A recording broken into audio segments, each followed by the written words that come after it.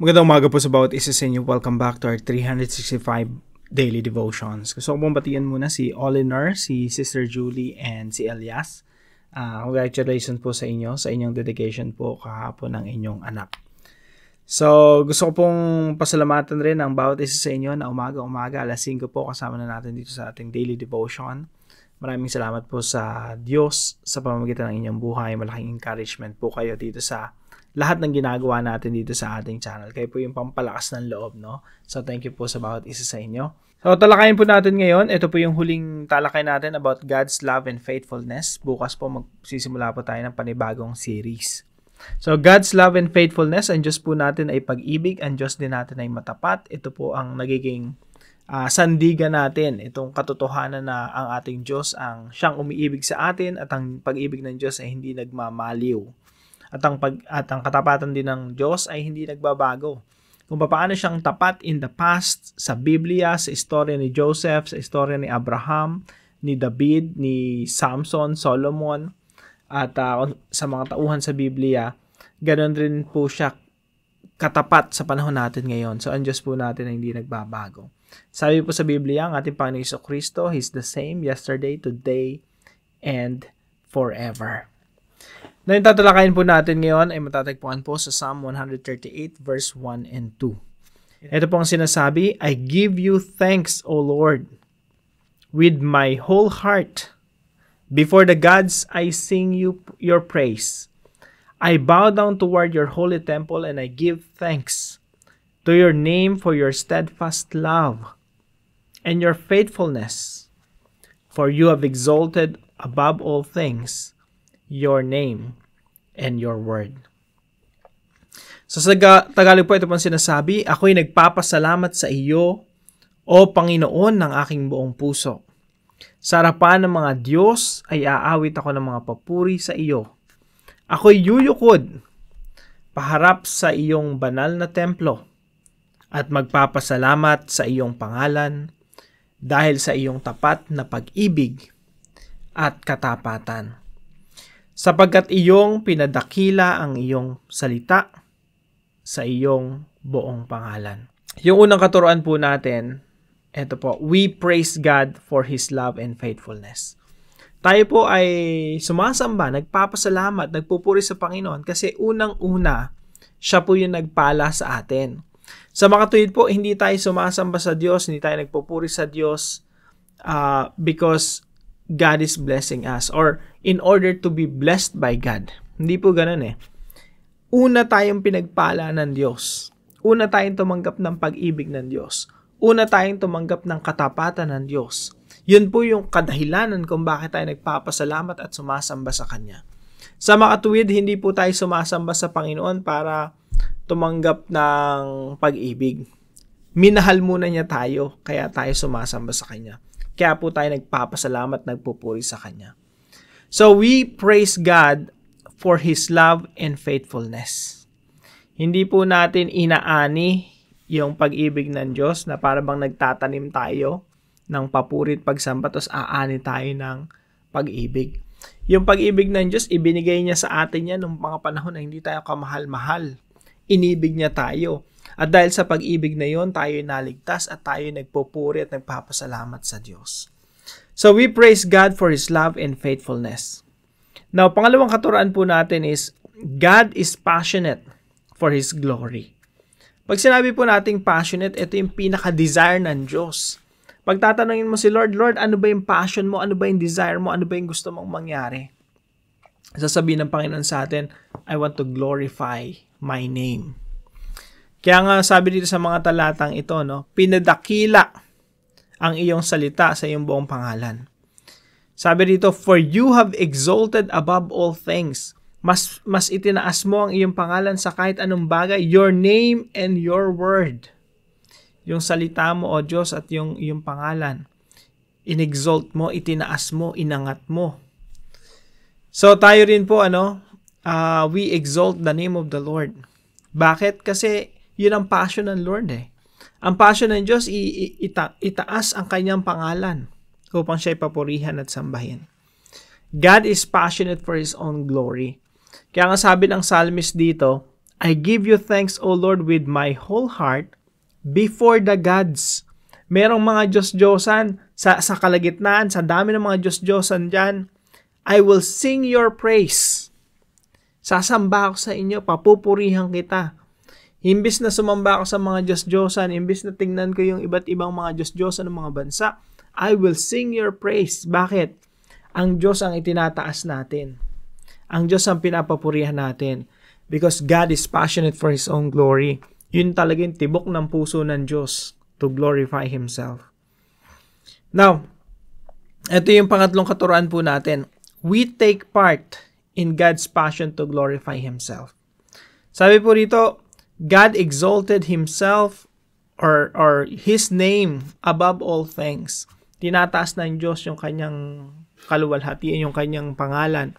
Tayo po, nagjo-join tayo sa kagustuhan ng Diyos na yun na maitaas ang kanyang pangalan.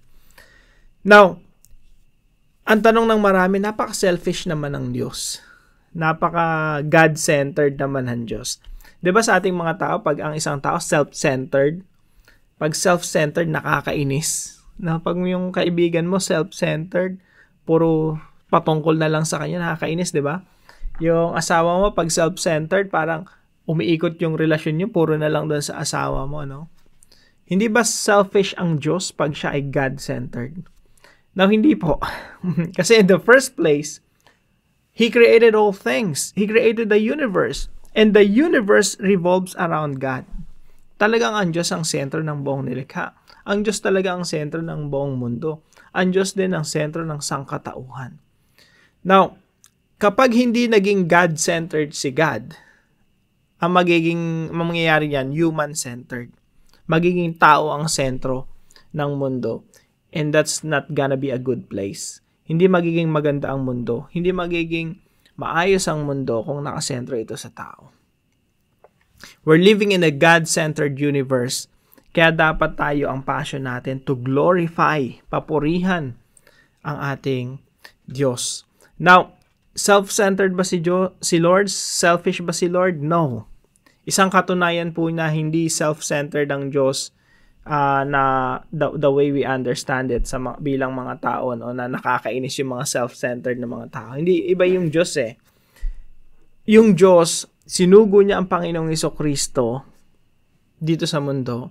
And Jesus Christ died on the cross. He is the God-man. God became human being in the person of Jesus Christ. Namatay ang Panginoong Jesucristo doon sa krus dahil minahal ka niya, minahal niya ako.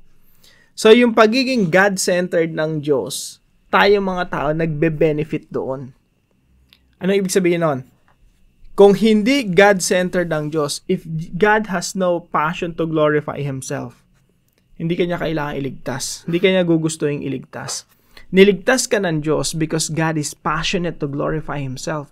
Alam niya na kapag niligtas ka niya, minahal ka niya, pinakitaan ka niya ng kanyang habag at mayamang biyaya, yun ay magdudulot ng kaluwalhatian sa kanya. Kaya po tayo nagbe-benefit sa passion ng Diyos na papurihan ang kanyang pangalan. Kasi sa totoo lang, pwede ka naman niyang palitan eh. Ako, si Russell, makasalanan, palitan niya na lang, bagong Russell na lang, perfect na Russell. Pero hindi. Bakit? God is passionate to glorify Himself. Gusto ng Diyos na maluwalhati ang kanyang pangalan sa pamamagitan ng pagliligtas sa akin. Sa pamamagitan ng pagkamatay ng Panginoong Jesucristo, naligtas ako. Para saan? Sa kapurihan ng Diyos. Sa kaluwalhatian ng Diyos. Kung hindi passionate ang Diyos na luwalhatian ng kanyang sarili, pabayaan niya na lang ako. No? Parang, I don't care, Russell. Gawa na lang ako ng panibago. No? Nasasambat magpupuri sa akin. Wala ka na, rejected ka na. Pero para maihayag ang mayamang biyaya ng Diyos sa ating mga makasalanan, pinakita niya yung kanyang mayamang biyaya sa pagkamatay ng Panginoong Jesucristo doon sa krus. Para saan? Para mas sa greater glory of God. Para mas maluwalhati ang kanyang pangalan. Tayo po, we take part in that. Gusto natin bilang pamilya ng Diyos na gamitin rin natin ating mga sarili upang maghatid ng kaluwalhatian sa ating Diyos. So, ito po yung application natin ngayong umaga. Number 1, join the agenda of the Trinity. Join the agenda of the Trinity. Alam po yung Diyos po natin, God the Father, Son, and Holy Spirit, Pag tinanong mo yung Diyos Ama, Father, ano po bang gusto niyong mangyari?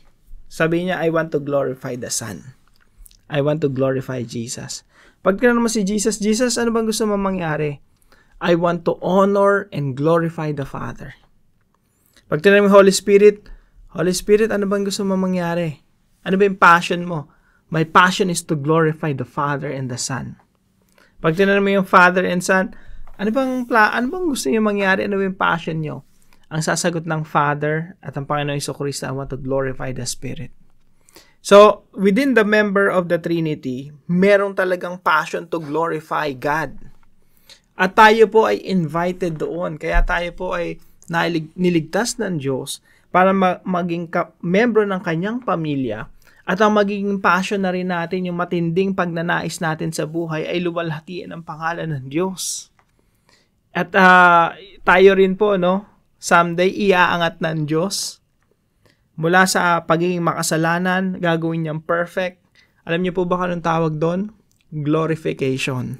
Kahit tayo i-glorify ng Diyos merong glorification na mangyayari sa atin.